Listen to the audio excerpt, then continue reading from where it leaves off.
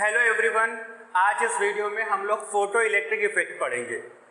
Okay, मैं थोड़ा सा प्रीवियस वीडियो के लिए बात करता हूँ। प्रीवियस वीडियो में हम लोगों ने बात करी थी कि जो साइंटिस्ट थे वो लोग लाइट के नेचर को जानने की कोशिश कर रहे थे कि लाइट का नेचर कैसा होता है। अगर लाइट को हम वेव के जैसे ट्रीट करते हैं तो वो इंटरफेरेंस, पोलराइजेशन और डिफ्रैक्शन जैसे फिनोमिना को एक्सप्लेन कर देता है। ओके, और वेव नेचर ऑफ लाइट को सपोर्ट करने के लिए एक एक्सपेरिमेंट ऑलरेडी हो चुका है। कौन सा है वो? Young double slit experiment. Okay, पर कुछ साइंटिस्ट थे जो लाइट के वेव नेचर को लेकर ज्यादा खुश नहीं थे। वो अज्यूम कर रहे थे कि हो सकता है लाइट का पार्टिकल नेचर भी हो। ओके, तो पार्टिकल नेचर को सपोर्ट करने के लिए कौन सा एक्सपेरिमेंट्स हुए, आज उनके बारे में बात करते हैं। तो जो सबसे पहला एक्सपेरिमेंट हुआ वो था फोटो इलेक्ट्रिक इफेक्ट। अब ये जो सारी बातें हैं ये बहुत ही पुरानी है, मतलब तुम समझ लो 1850-60s के आसपास की है। तब तक ड्यूअल नेचर के बारे में किसी को कुछ आइडिया नहीं था। ओके, तो ये बात दिमाग में जरूर रखना। तो जो सबसे पहला साइंटिस्ट आया फोटो इलेक्ट्रिक इफेक्ट में वो था हमारा हर्ट्ज। कौन सा था? हर्ट्ज। तो हम सबसे पहले हर्ट्ज के एक्सपेरिमेंट के बारे में बात करते हैं। अच्छा, हर्ट्ज का क्या एक्सपेरिमेंट था? हर्ट्ज ने क्या करा, इसे दो प्लेट्स ली और उन दोनों प्लेट्स के बीच में एक बहुत ही हाई पोटेंशियल अप्लाई कर दिया। ओके, ये यहाँ पे जो V है वो बहुत ही ज्यादा है।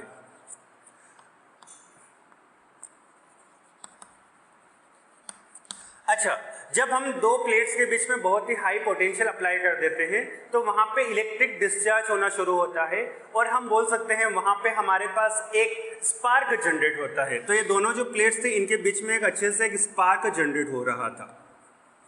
ठीक है, अब ये स्पार्क जनरेट हो रहा था। अब हर्ट्ज ने क्या करा, इन प्लेट के ऊपर उसने, और जो नेगेटिव टर्मिनल से जो प्लेट कनेक्टेड थी ये हो गई हमारे लिए कैथोड। तो उसने क्या करा, कैथोड के ऊपर अल्ट्रावायलेट रेस डाली। कौन सी रेस डाली?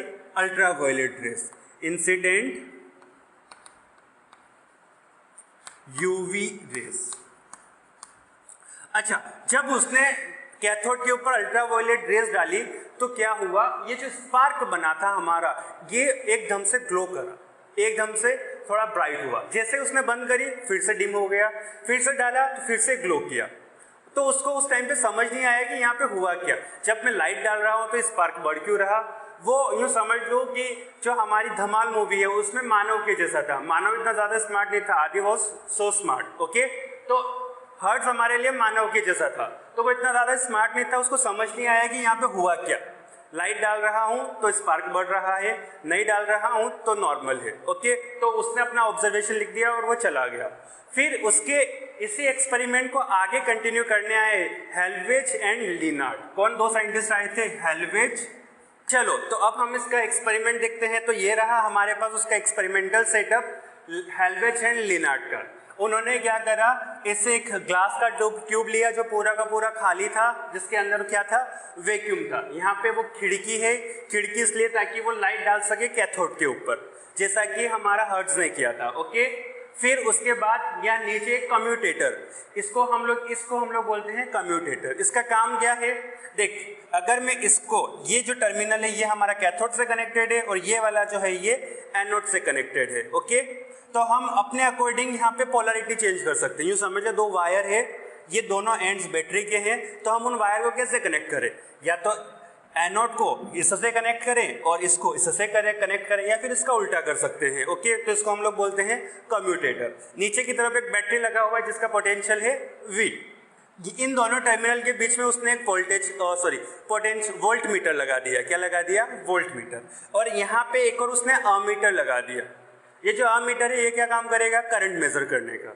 ये क्या काम करेगा? पोटेंशियोमीटर और वोल्ट मीटर पोटेंशियल मेजर करने का। ठीक है, ये था उसका पूरा का पूरा एक्सपेरिमेंटल सेटअप। अब उसने क्या करा वो हम लोग देखते हैं। चलो, तो लिनार्ड और इन्होंने क्या करा कि जो हमारा कैथोड प्लेट था उसके ऊपर उन लोगों ने यूवी रेस डाला। तो they incident UV rays on cathode. जब उन्होंने कैथोड के ऊपर अपना कुछ रेस डाली तो उसको इस अमीटर में कुछ करंट देखा। उन्होंने क्या मेजर किया कि ये जो अमीटर जो था उसमें थोड़ा सुई का डिफ्लेक्शन हुआ, तो उन्होंने क्या मेजर किया, they found some current in the circuit.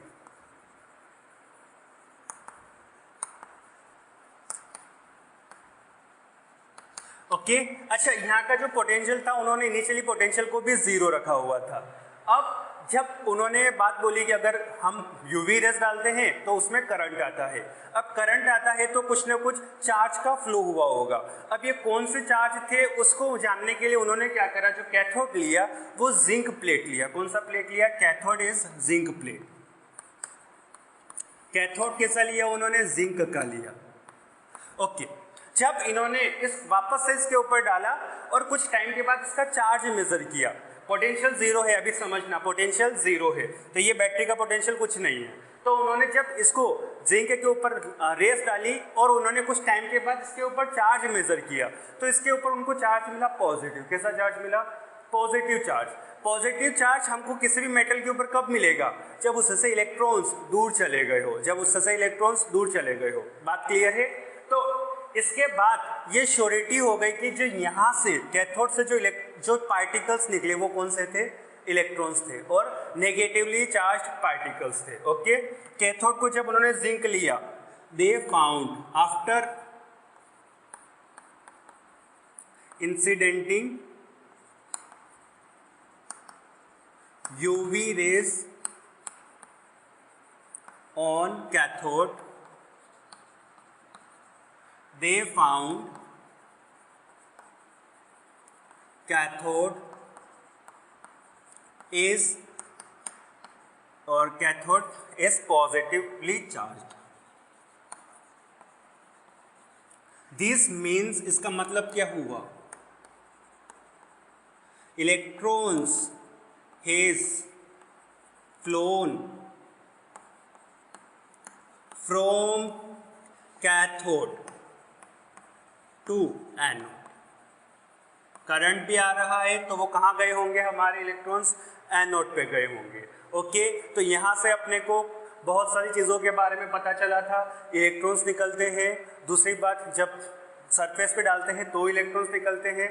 Okay in दोनों चीज़ों को हम जल्दी से नोट कर लें, फिर हम लोग इसके डिफरेंट केसेस को स्टडी करेंगे। चलो जल्दी से नोट कर लो।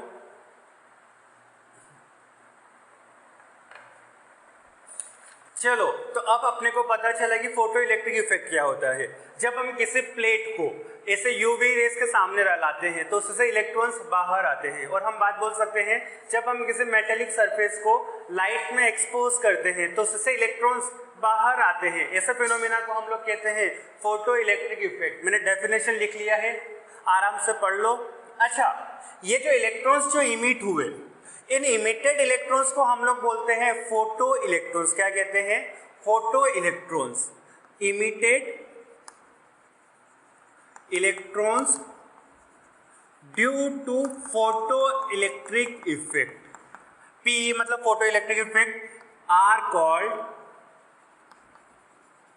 Photo electrons.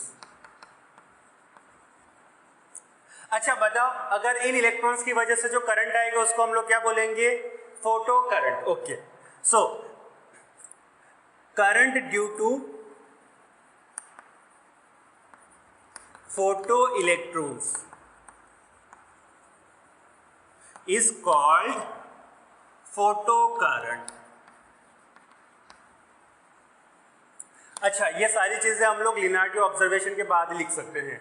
लिनार्ड ने बोला अपना कि जो लाइट को एक्सपोज करेंगे तो उससे इलेक्ट्रॉन्स बाहर आएंगे, ठीक है। उसके बाद ही हम ये दोनों डेफिनेशंस लिख सकते हैं और फोटो इलेक्ट्रिक इफेक्ट को हम अच्छे से समझा सकते हैं।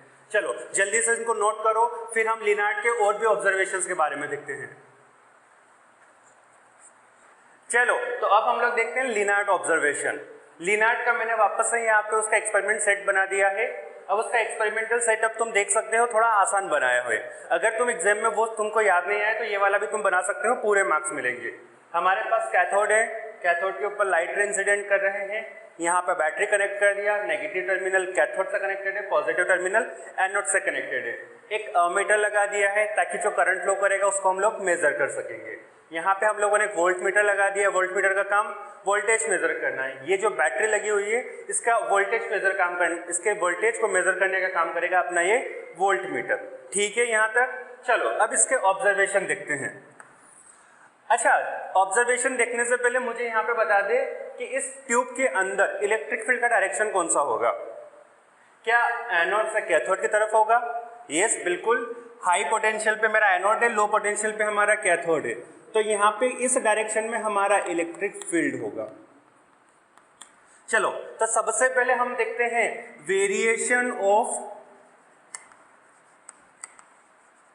Photo current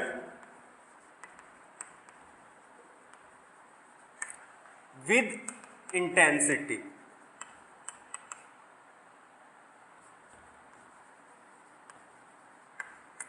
intensity of light.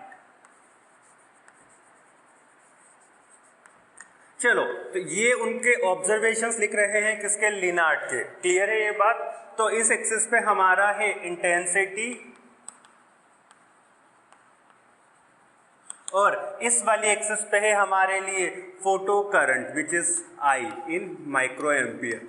Basic बात है, जब हम डालेंगे यहाँ पे लाइट, तो यहाँ से इलेक्ट्रॉन्स कम ही निकलेंगे, तो जो करंट आएगा वो बहुत ही स्मॉल आएगा, इसलिए हमने इसको किस मेजर कर रहे हैं? माइक्रो एम्पियर में। इंटेंसिटी का मुझे बता दें यूनिट क्या होगा? ऐसा यूनिट विल बी वॉट पर मीटर स्क्वायर। क्या तुम लोग सब निकाल सकते हो? Intensity is power upon area. ठीक है, चलो तो अब उन्होंने क्या ऑब्जर्व किया कि जब हम लाइट की इंटेंसिटी बढ़ाते जाते हैं तो मेरा फोटो करंट इंक्रीज होता जाता है और वो होता है लीनियरली इंक्रीज। कैसे होता है? जैसे जैसे इंटेंसिटी बढ़ती है वैसे वैसे हमारा फोटो करंट बढ़ता है। ये उनका पहला ऑब्जर्वेशन था। ओके, इसके बाद उन्होंने क्या करा? एक और ग्राफ प्लॉट किया, वेरिएशन ऑफ फोटो करंट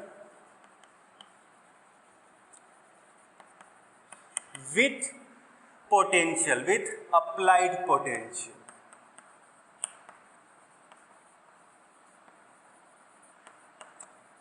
क्या तुम मुझे बता सकते हो ये पोटेंशियल का यहाँ पे यूज क्या है? अब एक बात देखते हैं, यहाँ से इलेक्ट्रॉन्स बाहर आएंगे, जैसे हम लाइट डालेंगे कैथोड वाली प्लेट से इलेक्ट्रॉन्स बाहर आएंगे, तो मेरे पास मान ले कुछ इलेक्ट्रॉन्स यहाँ पे बाहर आ गए, उसको हम लोग ऐसे बना देते हैं अभी के लिए। ये सारे के सारे इलेक्ट्रॉन्स बाहर आ गए। क्या ये सारे के सारे इलेक्ट्रॉन्स एक डायरेक्शन में मूव करेंगे? नहीं करेंगे, ये रैंडमली किसी भी डायरेक्शन में मूव कर रहे होंगे। तो एक मान ले एक इलेक्ट्रॉन इधर की तरफ मूव कर रहा है, एक नीचे की तरफ कर रहा है, कुछ इस डायरेक्शन में कर रहा है, कुछ एक इधर कर रहा है, और हो सकता है एक और किसी भी रैंडम डायरेक्शन में सारे के सारे इलेक्ट्रॉन्स मूव कर रहे हैं। अगर पोटेंशियल जीरो है, इनिशियली पोटेंशियल जीरो है, अगर पोटेंशियल जीरो है तो क्या एनोड के ऊपर सारे के सारे इलेक्ट्रॉन्स रीच करेंगे? नहीं करेंगे। जाहिर सी बात है, जैसे कि ये वाला इलेक्ट्रॉन हो गया, ये वाला हो गया, ये वाला हो गया, ये इलेक्ट्रॉन्स टकराने के बाद भी हमारा एनोड पे रीच नहीं करेंगे।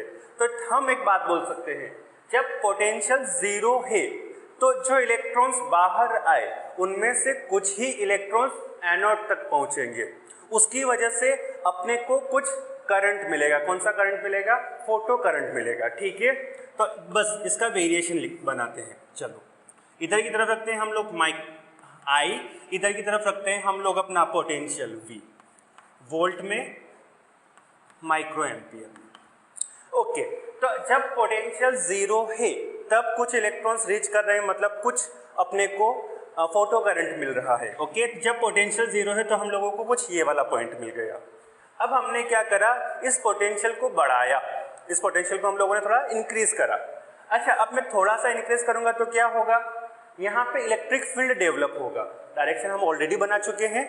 ओके, तो यहाँ पे इस डायरेक्शन में इलेक्ट्रिक फील्ड डेवलप होगा। उसकी वजह से क्या होगा? जो इलेक्ट्रॉन्स निकले उनके ऊपर एक एक्सटर्नल कूलम्ब फोर्स लगेगा। डायरेक्शन बता दे कूलम्ब फोर्स का किधर की तरफ लगेगा? क्या वो डायरेक्शन होगा इधर की तरफ, F कूलम्ब? बिल्कुल, इलेक्ट्रिक फील्ड के अपोजिट डायरेक्शन में लगेगा क्योंकि इलेक्ट्रॉन नेगेटिवली चार्ज होते हैं। अब क्या होगा? कुछ इलेक्ट्रॉन्स जैसे कि ये हो गया, ये हो गया, ये इलेक्ट्रॉन्स इस फोर्स की वजह से एनोड की तरफ एक्सेलरेट करेंगे और फिर भी कुछ इलेक्ट्रॉन्स कुछ इलेक्ट्रॉन्स और मेरे एनोड पे रीच कर जाएंगे।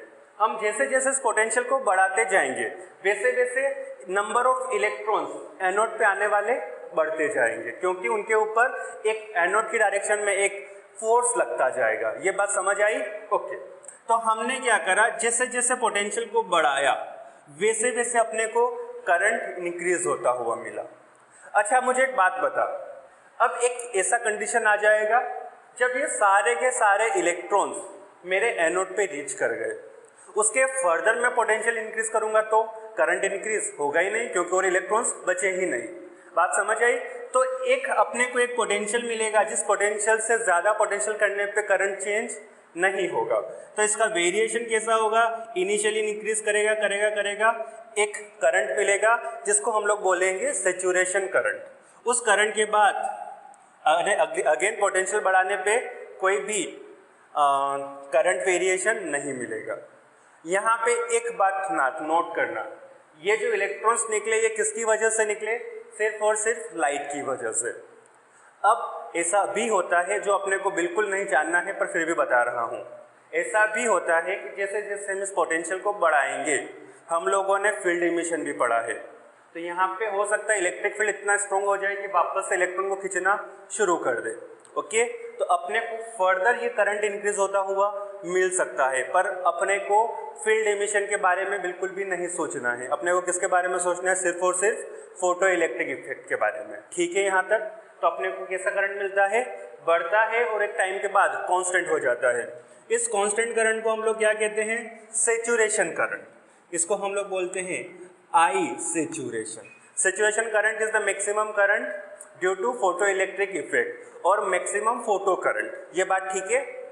अच्छा, अगर ये किसी लेट्स से किसी इंटेंसिटी पे है I1, ओके, अगर मैं दूसरी इंटेंसिटी पे देखूं तो क्या होगा। अच्छा एक बेसिक बात बता, अगर मैं इंटेंसिटी इंक्रीज करता हूं तो इसका मतलब क्या है, मैं इंटेंसिटी इंक्रीज करता हूं इसका मतलब हम और ज़्यादा वेव्स दे रहे हैं, और हम बोल सकते हैं इंटेंसिटी बढ़ाते हैं हम लाइट का तो हम नंबर ऑफ फोटॉन्स बढ़ाते हैं। क्या बढ़ाते हैं, नंबर ऑफ फोटॉन्स इंक्रीज करते हैं। अगर ज़्यादा फोटॉन्स आएंगे तो ज़्यादा इंटेंसिटी इंक्रीज हो, ज़्यादा फोटॉन्स आएंगे तो ज़्यादा करंट इंक्रीज होगा, जैसा कि यहाँ पे हम लोगों ने देखा था। ओके, अब हम क्या कर रहे हैं, इस ग्राफ को किसी दूसरे इंटेंसिटी पे प्लॉट कर रहे हैं। लेट से हमारे पास कोई दूसरी इंटेंसिटी है I2 जो कि बड़ी है I1 से। अगर इंटेंसिटी बढ़ाएंगे तो जब पोटेंशियल जीरो तो करंट आएगा, क्या वो करंट इस करंट से ज़्यादा आएगा, बिल्कुल ज़्यादा आएगा। ये बात ठीक है? क्यों ज़्यादा आएगा, क्योंकि ज़्यादा इंटेंसिटी ज़्यादा इलेक्ट्रॉन्स, तो जीरो पोटेंशियल पे भी ज़्यादा इलेक्ट्रॉन्स रीच करेंगे, नॉर्मल सी बात है। तो अपने को यहाँ पे कहीं पे अपने को वो पॉइंट मिलेगा, यहाँ पे अपने को कहीं पे करंट मिलेगा जब हमारा पोटेंशियल जीरो होगा। फिर सेम ग्राफ, ये हो गया मेरा इंटेंसिटी 2 पे। ठीक है ये बात, ज़्यादा करंट, अब इसका सैचुरेशन करंट अलग होगा, वो अपने को जानने की कोई ज़रूरत नहीं है, पर इस तरीके का उनका ग्राफ होगा डिफरेंट डिफरेंट इंटेंसिटी पे। अब हम मतलब यहाँ पे रुकते कहाँ हैं, अब हमने क्या करा, हमने इस पोटेंशियल को रिवर्स कर दिया। रिवर्स करने का मतलब तुझे याद है कम्यूटेटर का काम क्या है, वो वो तार को हम लोगों ने इधर से इधर लगा दी है। ठीक है, तो यहाँ पे अगर हमको ऐसा करना पड़ेगा तो यहाँ तो हमारे पास सिंपल सा सर्किट है, तो अपने को बैटरी को चेंज करना पड़ेगा, बैटरी की पोलैरिटी को चेंज करना पड़ेगा। ठीक है, तो हमने यहाँ पे बैटरी को जैसे लगा दी। तो अब बता, अब इलेक्ट्रिक फील्ड किधर की ओर होगी हमारी, अब इलेक्ट्रिक फील्ड कुछ इस डायरेक्शन में होगी। ये बात क्लियर है? अब मुझे बता कि यहाँ पे जो इलेक्ट्रॉन्स होंगे उन इलेक्ट्रॉन के ऊपर फोर्स किधर लगेगा, इन इलेक्ट्रॉन्स के ऊपर फोर्स लगेगा कुछ अपोजिट डायरेक्शन में। ओके देख, ओके चल, और इनकी वेलोसिटीज होगी कुछ इधर की तरफ, एक इलेक्ट्रॉन को ही देखा है अभी के लिए। ठीक है, अच्छा अब क्या होगा, अब जैसे जैसे मैं इस पोटेंशियल को बढ़ाते जाऊंगा, जैसे जैसे हम लोग इस पोटेंशियल को बढ़ाएंगे वैसे वैसे इलेक्ट्रॉन एनोड वाली प्लेट पे जो रीच कर रहे हैं वो कम होंगे, क्योंकि उनके ऊपर फोर्स लग रहा है अपोजिट डायरेक्शन में। क्या ये बात समझ आई मेरी? अब क्या होगा, पोटेंशियल उल्टा कर दिया, इलेक्ट्रिक फील्ड उल्टी हो गई, इलेक्ट्रिक फील्ड इधर की ओर हो गई, तो इलेक्ट्रॉन के ऊपर फोर्स लगेगा अपोजिट डायरेक्शन में।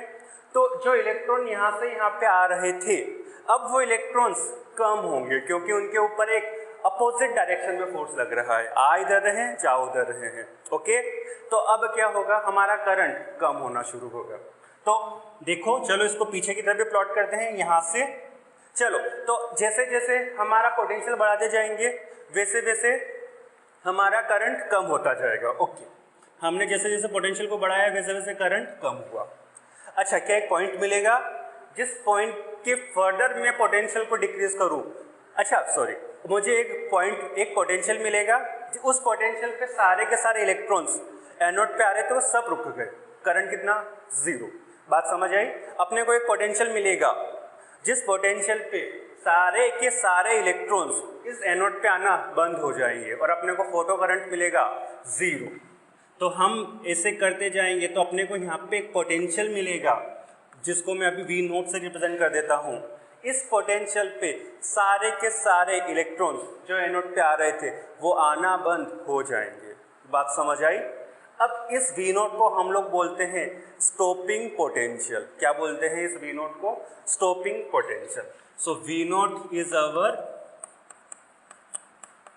Stopping potential. अच्छा, एक बात बता, इस वाले मुझे V नोट, अगर हम जब V नोट पोटेंशियल अप्लाई कर रहे हैं इसका मतलब क्या है? जो इलेक्ट्रॉन सबसे फास्ट इधर की तरफ मूव कर रहा था एनोड की तरफ, अगर मैं उसको रोक दूं तो उससे कम एनर्जी के सब इलेक्ट्रॉन्स रुक जाएंगे। क्या ये बात समझ आई मेरी?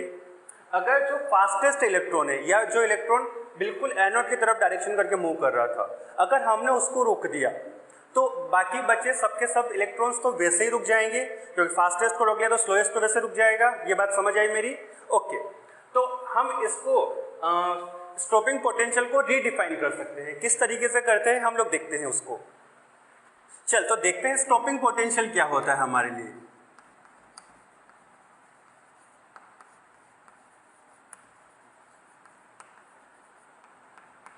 Okay, it is the potential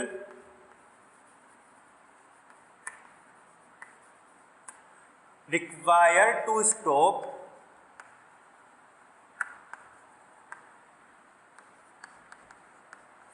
electron or electron moving with maximum kinetic energy, maximum kinetic energy. क्या अगर हमने उसको रोक दिया, मतलब हमने क्या कर रहे हैं यहाँ पे, हम इसका total kinetic energy is equals to change in its potential energy कर सकते हैं। ये बात समझ आए? अगर अपने को V नॉट फाइंड करना आया तो हम लिख सकते हैं kinetic energy max, energy conservation से लिख सकते हैं it is equals to change in its potential energy. It will be like E into V not, E into V not. तो यहाँ से हम स्टॉपिंग पोटेंशियल फाइंड कर सकते हैं। वो कितना आएगा? काइनेटिक एनर्जी ऑफ इलेक्ट्रॉन कितनी होगी? सो maximum kinetic energy of electron can be right like this, half mass of electron into उसकी मैक्सिमम वेलोसिटी का स्क्वायर। सब्स्टिट्यूट कर देते हैं यहाँ पे। So half m V note square upon E। तो ये होगा हमारे लिए स्टॉपिंग पोटेंशियल। और इसको हम अच्छे तरीके से लिखे तो m V naught, not V naught, V max, sorry V max, m V max का square upon 2E naught. So this will be our stopping potential. Formula हम देख सकते हैं, क्या क्या चीजें क्या क्या है वो सब लिख लेते हैं।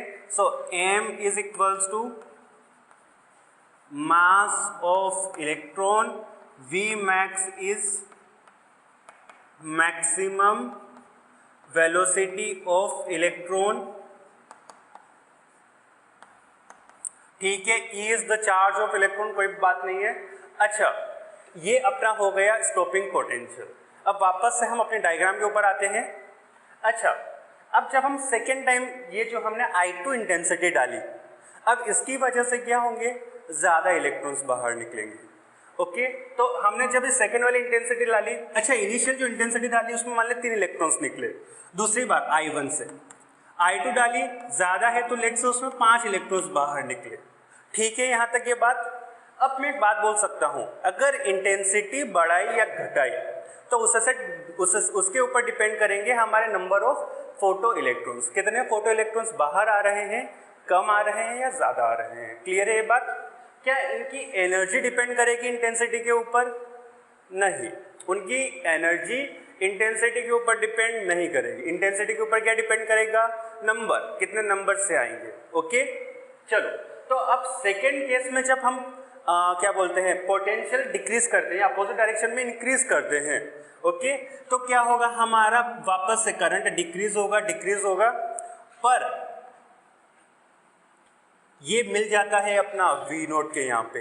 ये क्यों मिलता है? क्योंकि यहाँ पे मान ले कोई इलेक्ट्रॉन है जिसके पास मैक्सिमम काइनेटिक एनर्जी है, तो I2 जब हम इंटेंसिटी की लाइट डालेंगे तो यहाँ पर भी जो इलेक्ट्रॉन होगा उसके पास मैक्सिमम काइनेटिक एनर्जी इस इलेक्ट्रॉन के बराबर ही होगी। यहाँ पे बस नंबर ऑफ इलेक्ट्रॉन जरूर ज्यादा होंगे पर उनकी एनर्जी इक्वल होगी। इंटेंसिटी चेंज करने पे चीज चेंज होती है नंबर ऑफ इलेक्ट्रॉन्स, ना कि उनकी एनर्जी या टोटल एनर्जी। ये बात ठीक है? तो यहाँ पे अगर इलेक्ट्रॉन को मैंने V नोट से रोक दिया तो यहाँ पे भी जो इलेक्ट्रॉन निकलेगा उसको रोकने के लिए पोटेंशियल कितना लगाना पड़ेगा अपने को? V note. इसीलिए जब हम इसको वापस से पीछे की तरफ रिवर्स पोटेंशियल अप्लाई करते हैं तो दोनों सेम पॉइंट पे आके मिलते हैं। ये बात ठीक है? चलो यहाँ तक सारी चीजों को नोट कर लो अच्छे से, फिर हम लोग आगे बढ़ते हैं।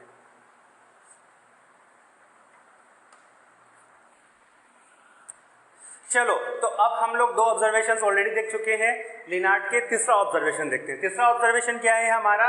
Variation of stopping potential with frequency of incident light. जो हम लाइट इंसिडेंट कर रहे हैं उसकी फ्रीक्वेंसी और इस स्टॉपिंग पोटेंशियल का क्या रिलेशन होगा। ठीक है, चलो ये देखने के लिए हम लोग सबसे पहले अपना एक ग्राफ प्लॉट करते हैं। इधर की तरफ एक्सिस पे दिया गया है अपने को करंट, कौन सा करंट होगा ये? फोटो करंट माइक्रो एम्पियर में। इधर की तरफ अपने को पोटेंशियल दिया गया है, अप्लाइड वोल्टेज। क्लियर है ये बात? क्या इनके बीच का रिलेशन अभी हम लोगों ने प्लॉट किया। ग्राफ कैसा आया बता? एक पॉइंट मिलता है, पॉइंट के ऊपर कुछ इस तरीके का रिलेशन, पीछे की तरफ जाके एक्सिस पे पॉइंट पे टच करता है जिसको हम लोग बोलते हैं स्टॉपिंग पोटेंशियल। ये बात अपने को बता थी इसलिए मैंने फास्ट बता दी। अब आगे सुन, अब हमको क्या करना है? फ्रीक्वेंसी का रिलेशन बताना है। अच्छा मुझे एक बात बता, अगर मैं फ्रीक्वेंसी बढ़ाता हूं तो उससे फोटोन की एनर्जी के ऊपर क्या इफेक्ट पड़ेगा? अगर हम लोग इंटेंसिटी बढ़ाएंगे तो जो फोटोन है उसकी एनर्जी बढ़ जाएगी। लिख लेते हैं बात, F increases E increases. Normal से छोटे से तरीके से लिख लिया। अच्छा अब यूं समझ लिया हमारे पास दो लाइट है, एक की फ्रीक्वेंसी है F1, दूसरे की फ्रीक्वेंसी है F2। ओके, जब हम ये इस कैथोड वाली प्लेट के ऊपर डालेंगे तो क्या होगा? इलेक्ट्रॉन्स एनर्जी एब्जॉर्ब करेंगे और बाहर निकलेंगे और भागना शुरू करेंगे। अच्छा, अगर ज्यादा एनर्जी के फोटॉन्स होंगे तो इलेक्ट्रॉन के पास भी ज्यादा एनर्जी होगी। ओके, तो जिस इलेक्ट्रॉन के पास ज्यादा एनर्जी होगी उसको रोकने के लिए अपने को स्टॉपिंग पोटेंशियल भी ज्यादा अप्लाई करना पड़ेगा। यहाँ तक बात क्लियर है? ज्यादा इलेक्ट्रॉन के पास एनर्जी तो स्टॉपिंग पोटेंशियल ज्यादा, कम एनर्जी तो कम।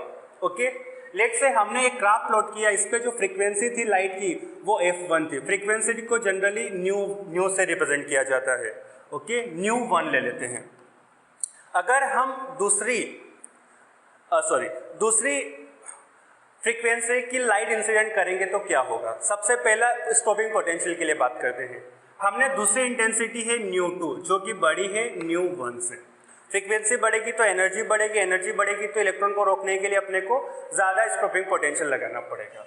ठीक है भाई, तो हमको यहाँ पे स्टॉपिंग पोटेंशियल ज्यादा, नेगेटिव में ज्यादा, पर बैटरी को उल्टा देखना, उल्टा लगाया हुआ है। ठीक है ये बात? तो यहाँ पे अपने को मिलेगा कहीं पे V02, इसको मैं लिख देता हूँ V01। क्लियर है ये बात?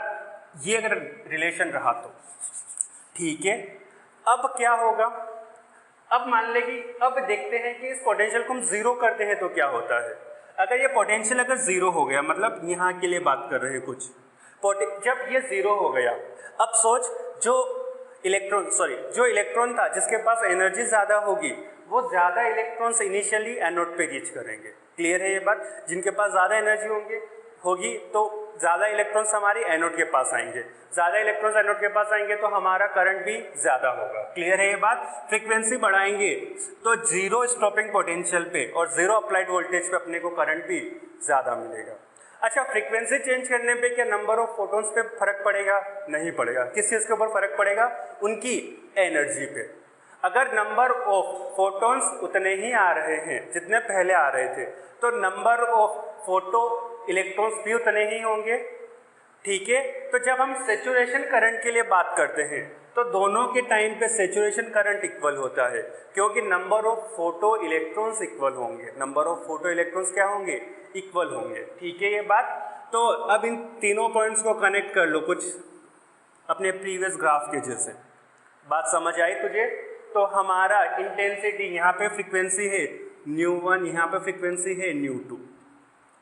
तो जैसे हम फ्रीक्वेंसी चेंज करते हैं स्टॉपिंग पोटेंशियल कम होता है या बढ़ता है, डिपेंड करता है फ्रीक्वेंसी ऑफ लाइट के ऊपर।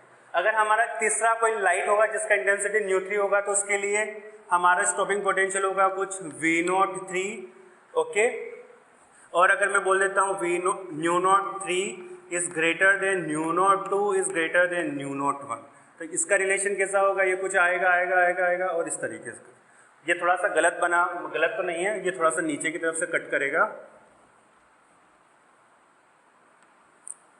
इस तरीके से। ठीक है, ये बात समझ आया होगा मेरे ख्याल से। मैक्सिमम करंट तीनों में, सेचुरेशन मैक्सिमम करंट तीनों में इक्वल होगा। इंटेंसिटी चेंज करने पे सेचुरेशन करंट अलग होता है। क्या चीज़ सेम होती है? स्टॉपिंग पोटेंशियल इंटेंसिटी वाले में। ठीक है, लेकिन जब हम फ्रीक्वेंसी बदलते हैं तो स्टॉपिंग पोटेंशियल बदलता है, सेचुरेशन करंट सेम रहता है। इसको हम पॉइंट्स के फॉर्म में लास्ट में लिखेंगे जब हम इसका पूरा का पूरा क्या बोलते हैं पॉइंट्स टू रिमेंबर लिखने वाले हैं। ठीक है, ये बात जल्दी से ये ऑब्जर्वेशन भी नोट कर लो। उसके बाद हम लोग बात करते हैं अपना इसके पॉइंट्स टू रिमेंबर के लिए, जल्दी से नोट कर लो। चलो, तो अब हम लोग देखते हैं laws of photo electric emission, और जिसको हम लोग बोल सकते हैं पॉइंट्स टू रिमेंबर भी। पहला point, photo current is directly proportional to the intensity of incident light. ये बात हम लोग ऑलरेडी देख चुके हैं, ऑब्जर्वेशन। दूसरा बात, when intensity of light changes saturation current changes. Intensity change होगी तो सेचुरेशन करंट चेंज होगा, याद कर। और स्टॉपिंग पोटेंशियल रिमेन सेम। ये इसका हम लोग सेकेंड ऑब्जर्वेशन देखे थे। तीसरा, when frequency of light increase, जब हम लोग लाइट जो डाल रहे हैं उसकी फ्रीक्वेंसी बढ़ाते हैं तो क्या चीज चेंज होगी? Saturation current remain same. Saturation current change नहीं होता, ये बात देखिए क्योंकि फोटॉन्स चेंज नहीं होंगे, नंबर ऑफ फोटॉन्स सेम रहेंगे। फोटॉन सेम रहेंगे तो सेचुरेशन करंट सेम रहेगा, बट स्टॉपिंग पोटेंशियल इंक्रीज, लेकिन स्टॉपिंग पोटेंशियल इंक्रीज होता है। क्लियर है बात? चौथा, there is a cut off frequency below which no emission take place called threshold frequency. ये बात हमने कब देखी थी? जब हम लोगों ने इलेक्ट्रॉन इमिशन के लिए बात करी थी।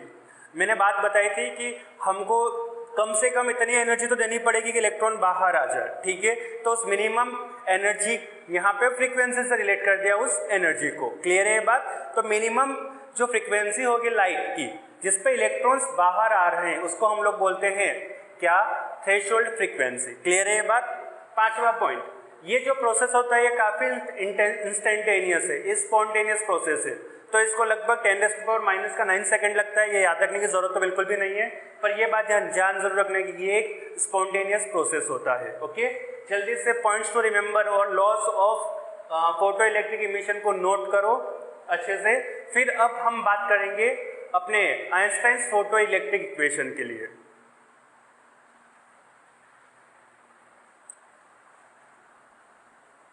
चलो, तो अब हम लोग फोटो इलेक्ट्रिक इफेक्ट में आइंस्टाइन की इक्वेशन के बारे में बात करते हैं।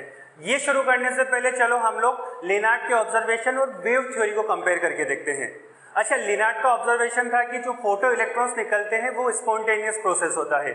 जैसे ही हम प्लेट के ऊपर लाइट डालते हैं इलेक्ट्रॉन्स बाहर आना शुरू हो जाते हैं। अगर मैं इसको वेव थ्योरी के हिसाब से देखूं तो मेरे पास एक इलेक्ट्रॉन है अपना, इसके ऊपर एक वेव आ रही है, तो ये इलेक्ट्रॉन क्या करेगा? उस वेव को एब्जॉर्ब करता रहेगा और इसके पास सफिशिएंट एनर्जी हो जाएगी, तब ये मेटेलिक सरफेस से बाहर आ जाएगा। ये बात समझ आई? अगर वेव होती तो मेरा photo electric effect spontaneous process नहीं होता, उसमें थोड़ा टाइम लगता।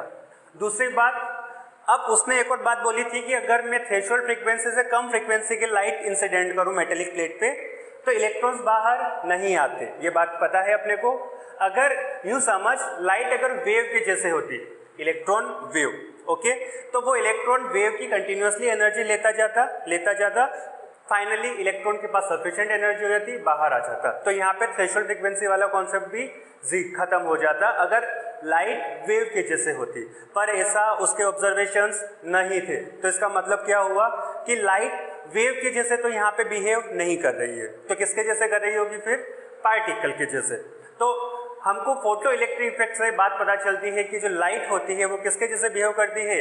पार्टिकल के जैसे। अब उसी को आगे कंटिन्यू करने के लिए आइंस्टाइन इक्वेशन को देखते हैं। ओके, चलो, आइंस्टाइन ने क्या कहा कि जो लाइट है वो डिस्क्रीट पार्टिकल से मिलके बनी है। वो किससे मिलके बनी है?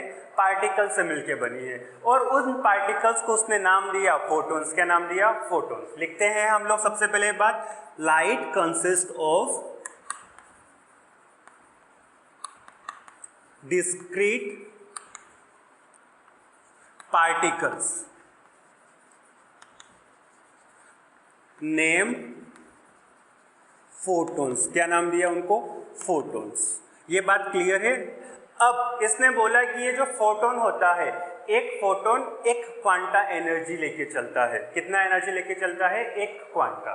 तो हम लिखते हैं energy of photon is given bye, एक क्वांटा होता है हमारे लिए h into new time. h है हमारे लिए प्लैंक्स कांस्टेंट और न्यू है फ्रीक्वेंसी ऑफ इंसिडेंट रे और लाइट। h है हमारे लिए प्लैंक कांस्टेंट। प्लैंक कांस्टेंट का वैल्यू बता दें जल्दी से, ऐसा यूनिट में 6.626 इंटू 10⁻⁻34 जूल सेकेंड याद होना चाहिए। New is frequency of incident light, और इंसिडेंट भी छोड़ दे, फ्रीक्वेंसी ऑफ लाइट और इलेक्ट्रोमैग्नेटिक वेव दोनों हो सकता है। ठीक है ये बात। तो फोटोन के पास एनर्जी कितनी होगी? h new. इसी को हम लोग बोलते हैं वन क्वांटा। इस एनर्जी को हम लोग क्या बोलते हैं? One quanta. अब इसने क्या बोला कि जब हम लोग इलेक्ट्रॉन्स को जब हम लोग लाइट को मेटेलिक सरफेस पे डालते हैं तो इलेक्ट्रॉन उस फोटोन को एब्जॉर्ब कर लेता है। यहाँ पे जो फोटोन एब्जॉर्ब करेगा, इलेक्ट्रॉन जब फोटोन को एब्जॉर्ब करेगा तो वो या तो कंप्लीटली एब्जॉर्ब करेगा या बिल्कुल भी एब्जॉर्ब नहीं करेगा। क्या होगा? इधर electron will absorb photon completely और it will not absorb at all. लिखते हैं हम सबसे पहले ये बात, when light is incident on metallic plate, electron either absorb photon completely or it will not, or it won't absorb, और या तो बिल्कुल भी एब्जॉर्ब नहीं करेगा। ये बात ठीक है। अच्छा, अब अगर मान ले कि वो एब्जॉर्ब कर रहा है तो क्या दो कंडीशन हो सकती है? इलेक्ट्रॉन एब्जॉर्ब किया, एनर्जी मिली, वो मेटेलिक सरफेस से बाहर आ गया और वापस चलना शुरू कर दिया। दूसरा क्या होगा? अब मान ले कि जो फ्रीक्वेंसी थी इंसिडेंट लाइट की वो थ्रेशोल्ड फ्रीक्वेंसी से कम थी, मतलब इतनी ज़्यादा एनर्जी मिली नहीं उसकी कि वो मेटेलिक सरफेस से बाहर आ सके। तो क्या होगा? फोटोन एब्जॉर्ब किया, इलेक्ट्रॉन वहीं पे एक्साइटेड स्टेट में गया होगा, फिर वापस से कूल डाउन हो गया। दो प्रोसेस होगी। तो हम इसके सिर्फ पहली प्रोसेस के लिए बात कर रहे हैं। If the energy of photon is greater than threshold energy, और हम बोल सकते हैं वर्क फंक्शन, हमको याद हो तो work function of the surface, और मेटेलिक सरफेस लिख सकते हैं, then electron will come out. ये बात ठीक है। उससे ज़्यादा हुई तो इलेक्ट्रॉन हमारा मेटेलिक सरफेस से बाहर आ जाएगा। अब बाहर आएगा तो उनकी एनर्जी कैसे डिस्ट्रीब्यूट होगी? अब अब मान ले मेरे पास एनर्जी है, मैंने इस रस्सी से, मुझे किसी ने रस्सी से बांध रखा है, ओके। अब मैंने क्या करा, उस रस्सी को मैं तोड़ना चाहता हूँ। इलेक्ट्रॉन मुझे समझना, रस्सी को समझना, वर्क फंक्शन, ठीक है। तो मैं उस रस्सी को तोड़ना चाहता हूँ, तो मैं क्या करूँगा, अपनी फुल ताकत लगा दूंगा। जैसे मुझे एनर्जी, फुल ताकत लगाना मतलब पूरी एनर्जी डाल दूंगा। तो जैसे ही मेरी रस्सी टूटेगी तो मेरा कुछ ऐसे एकदम से मुझे फोर्स लगेगा, मैं थोड़ा धीरे होऊंगा, उसके बाद की जो एनर्जी होगी उससे मैं आगे चलता जाऊंगा। ये बात समझ आई मेरी। रस्सी टूटी, कुछ एनर्जी वहां चली गई, बाकी बची एनर्जी कहाँ जाएगी, मेरे मोशन में या फिर मेरे काइनेटिक एनर्जी के फॉर्म में। ये बात समझ आई मेरी। So the total energy of photon किस किस चीज में यूज होगा, वर्क फंक्शन में plus kinetic energy of the electron में, ओके। यही है हमारी आइंस्टाइन्स इक्वेशन। तो the total energy of photon is equal to kinetic energy of the electron plus work function of the metal. लिखते हैं हम लोग ये बात। So the total, so energy of photon is equal to work function of metal, work function of metal is equal to, and यहां पे लिख सकते हैं is equal to sum of work function of metal and kinetic energy of electron। अब इसको अगर हम equation के टर्म में लिखना चाहे तो क्या लिखेंगे, energy of photon is equals to 5 plus kinetic energy of electron. ये चीज समझ आई मेरी। चलो अब यहां से अगर अपने को काइनेटिक एनर्जी ऑफ इलेक्ट्रॉन निकालना है तो हम लोग क्या कर सकते हैं। So kinetic energy of electron is equals to E P which is H nu minus work function. So electron की काइनेटिक एनर्जी कैसे लिखी जाती है वहां पे, work function, sorry, total energy of photon minus work function of the metal. Clear है ये बात, ठीक है। चलो इन चीजों को नोट कर लो, फिर थोड़ा सा और आगे बात करते हैं। तो चलो हमारी आइंस्टाइन इक्वेशन क्या आई थी, kinetic energy of photon is given by energy of photon minus work function. सारी चीजें हम लोग लिख सकते हैं। काइनेट के ई क्या है हमारे लिए, kinetic energy of electron, energy of electron, H new energy of photon, 5 work function. ये बात ठीक है, वर्क फंक्शन ऑफ मेटल। चल अब एक बात बता, मुझे सिर्फ ये बात बता दे कि कौन से इलेक्ट्रॉन के पास सबसे ज्यादा काइनेटिक एनर्जी होगी और कौन से इलेक्ट्रॉन के पास सबसे कम काइनेटिक एनर्जी होगी। 2 इलेक्ट्रॉन समझ ले या 2 आदमी समझ ले, 2 आदमी हैं, एक मोटी रस्सी से बंधा हुआ है, दूसरा थोड़ा पतली रस्सी से बंधा हुआ है। दोनों को हम लोगों ने सेम एनर्जी दिया, तो बता कौन सा वाला ज्यादा फास्ट भागेगा रस्सी को तोड़ने के बाद। जिसका रस्सी पतला होगा, सीधी बात है, मतलब जो लूजली बाउंड होगा इलेक्ट्रॉन वो ज्यादा काइनेटिक एनर्जी के साथ जाएगा as compare to tightly bound electron. ये बात समझ आई मेरी। लिखते हैं इस बात को, loosely tight electron, loosely bound, not tight, loosely bound electron will achieve maximum kinetic energy, okay, और टाइटली वाला मिनिमम काइनेटिक एनर्जी। तो अब उसके लिए वर्क फंक्शन तो सेम है, तो हम मैक्सिमम काइनेटिक एनर्जी को कैसे लिख सकते हैं। So kinetic energy maximum is equals to H nu minus 5। कैसे लिखा जाता है, maximum kinetic energy is equals to H nu minus 5। Work function तुझे पता है मिनिमम एनर्जी होती है इलेक्ट्रॉन को बाहर निकालने के लिए, ये बात ठीक है। तो मिनिमम एनर्जी मतलब जो सबसे लूजली बाउंड होगा इलेक्ट्रॉन उसी को हम लोग को मिनिमम एनर्जी देंगे, जो टाइटली बाउंड है उसको तो हम लोग को ज्यादा एनर्जी देनी पड़ेगी। बात समझ आई मेरी। तो इसीलिए हमारा वर्क फंक्शन, तो ये काइनेटिक एनर्जी कौन से निकल के आती है, maximum kinetic energy of the electron. बात ठीक है यहाँ तक। अच्छा, इस वर्क फंक्शन को हम लोग थ्रेशोल्ड फ्रीक्वेंसी के टर्म में एक बात लिख सकते हैं। सो work function of the metal is given by h into nu not. What is new not? New not is our threshold frequency. Threshold frequency सबको पता है, आई थिंक सो, पिछले वाले अभी पिछले टॉपिक से new not is threshold frequency.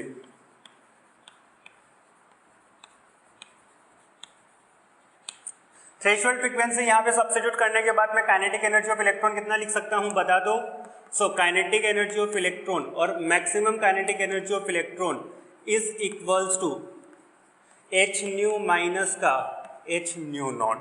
Okay चलो, तो ये हो गया हमारा नया रिलेशन और इसको हम लोग H into new minus new not भी लिख सकते हैं। Kinetic energy of electron, maximum kinetic energy of electron.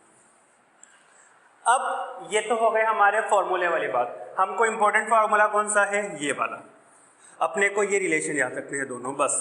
इसके बाद हम लोग सारा काम अपने अकॉर्डिंग कर सकते हैं। अब यहाँ पे एक और बात पूछी जाती है स्टॉपिंग पोटेंशियल, कि स्टॉपिंग पोटेंशियल कितना होगा। स्टॉपिंग पोटेंशियल के बारे में हम लोग बात कर चुके हैं। जो सबसे तेज मूव कर रहा है इलेक्ट्रॉन, उसको रोकने के लिए जो पोटेंशियल अप्लाई करते हैं उसको हम लोग बोलते हैं स्टॉपिंग पोटेंशियल। ये बात ठीक है। चलो यहाँ पे स्टॉपिंग पोटेंशियल कितना होगा, स्टॉपिंग पोटेंशियल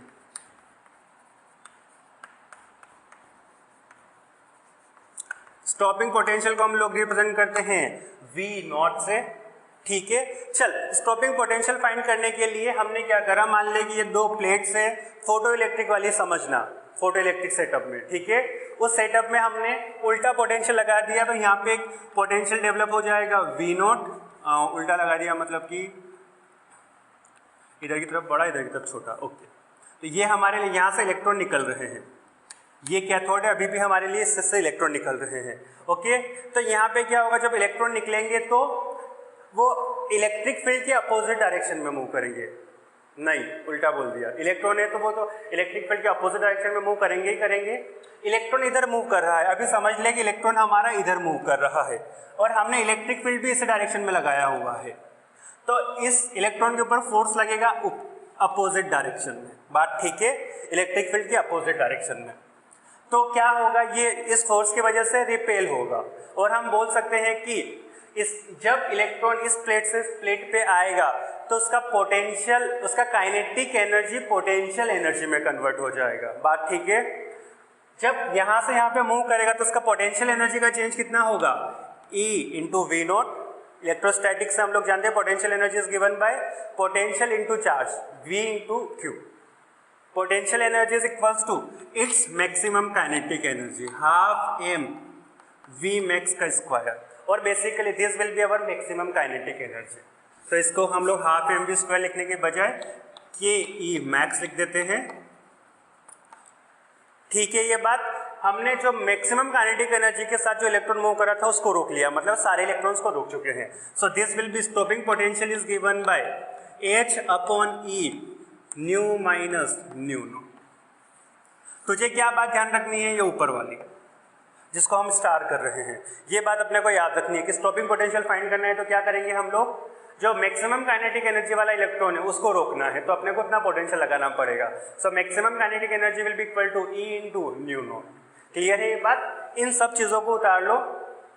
ओके, उतारने से पहले यहाँ पे हम कुछ चीज़ें, एक दो चीज़ और बता रहा हूँ, जैसे हम लोग जब लिखते हैं एनर्जी ऑफ इलेक्ट्रॉन और sorry photon, H into nu, हम एक और फॉर्मूला जानते हैं, वेलोसिटी, फ्रीक्वेंसी और लैम्डा का रिलेशन वेवलेंथ का क्या होता है, C is equals to nu into lambda. C is speed of light और speed of electromagnetic wave. Substitute करेंगे तो हमारा E क्या निकल के आएगा, HC अपॉन लैम्डा। क्या निकल के आएगा वो, HC अपॉन लैम्डा। जब हम इसको H का वैल्यू हम जानते हैं 6.626 इंटू 10 टू पावर माइनस का 34, C का value 3 into 10 to power 8।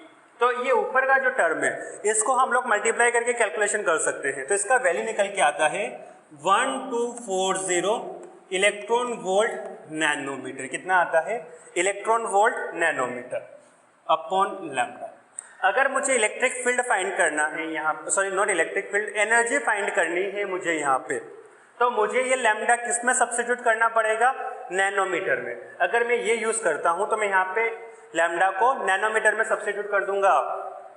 Lambda को किसमें सब्स्टिट्यूट करेंगे, नैनोमीटर में, और अपने को एनर्जी मिल जाएगी इलेक्ट्रॉन वोल्ट में।